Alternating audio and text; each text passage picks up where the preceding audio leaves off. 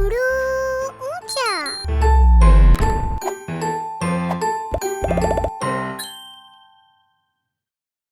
Look at these pictures. Apron, chin, iron, crown.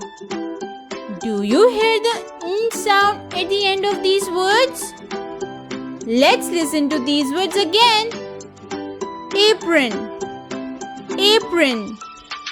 Chef wears apron when cooking.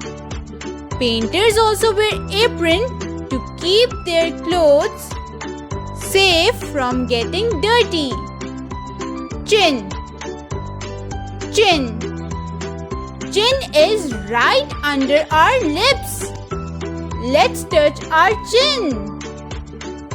Iron, iron. We use iron to press our clothes. We look smart if we wear pressed clothes.